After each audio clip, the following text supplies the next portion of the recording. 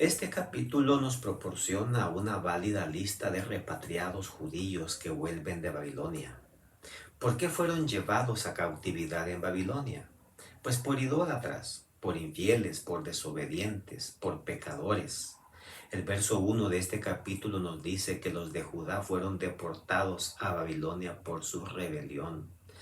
Sin embargo, después de pasar por el horno de la aflicción por 70 años, ahora ellos volvieron diferentes, vendrían transformados a cumplir una misión que Dios les daría en Jerusalén.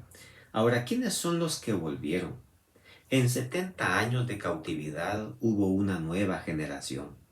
Quienes llegaron a Babilonia murieron en su gran mayoría allá. Por eso quienes volvieron fueron sus hijos. Daniel, por ejemplo, quien fue llevado joven a Babilonia, pasó por la prueba del foso de los leones aproximadamente a los 70 años de edad. Se cree que Daniel no volvió. Él murió allá en Babilonia, poco tiempo después de haber pasado por esa dura prueba en el foso de los leones y fue enterrado en algún lugar de Babilonia. Por eso él, como muchos más quienes se fueron jóvenes y mayores de edad, jamás volvieron, aunque murieron fieles en Babilonia. De los primeros que volvieron se nos dice acá en el verso 2 que fueron sacerdotes, levitas y sirvientes del templo.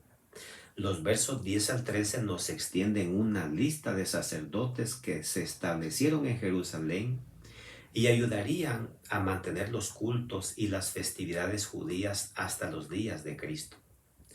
Los versos 14 al 34 nos presentan una cantidad de nombres de levitas y guardianes del templo, pues aunque ya no había templo en ese momento cuando volvieron, sin embargo venían organizados para repararlo e inaugurar de nuevo los servicios tal como sus antepasados los habían instruido. Algunos de ellos tenían a su cargo los utensilios para el ministerio, dice el verso 28. Otros además estaban a cargo de la vajilla y de todos los utensilios del santuario, dice el verso 29. Todos ellos, sus padres levitas, les entregaron en sus manos todos estos enseres que los caldeos se habían llevado a Babilonia cuando destruyeron el templo, pero que posteriormente los devolvieron a los encargados originales. Y estos padres fieles se lo dieron a sus hijos levitas que cuando volvieran otra vez a Jerusalén, ellos pudiesen continuar celebrando los distintos cultos en el templo. Se atestigua que además de los judíos, volvieron también hombres de Benjamín, de Efraín y de Manasés, nos dice el verso 3. Los que volvieron fueron educados por padres bajo esclavitud que formaron una conciencia fiel en sus hijos.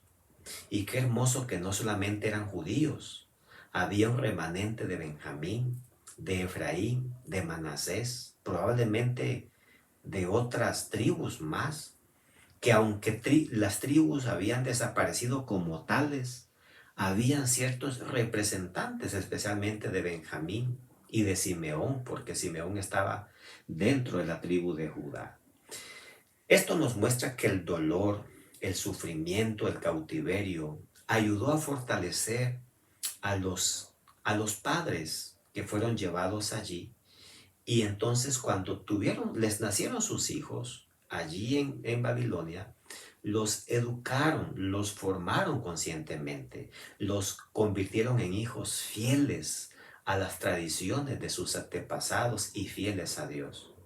Este capítulo nos mueve a agradecer a Dios porque sus planes siempre se cumplen. Son planes perfectos, son planes de bien y no de mal. El pueblo de Dios que salió a esclavitud iba triste sin comprender el propósito del dolor que iban a experimentar. Sin embargo, sus hijos ahora tenían claro el panorama. Ahora ellos tenían una función, tenían un compromiso, responsabilidades claras al volver a Jerusalén y lo harían con gran categoría y fidelidad. Es más, el cronista Esdras, que también nació en Babilonia y que ahora él venía hacia Jerusalén, no nos habla ya de cautiverio o cosas del pasado. Él nos habla del presente y del trabajo futuro, del compromiso que tenían con Dios al establecerse ahí en Jerusalén, en la tierra prometida, que ahora ellos tenían a cargo de cumplir. Y eso es hermoso, porque siempre hay algo que tenemos a la mano para hacer. Siempre Dios nos encomienda algo. Y no importa el pasado, lo importante es lo que ahora podemos hacer para Dios. Que Dios te bendiga, que Dios te guarde y permite que Dios te use, que seas un fiel instrumento, un fiel cristiano ante los ojos de Dios y puedas hacer lo mejor para Él. Cumple el servicio del Señor. Que Dios te bendiga.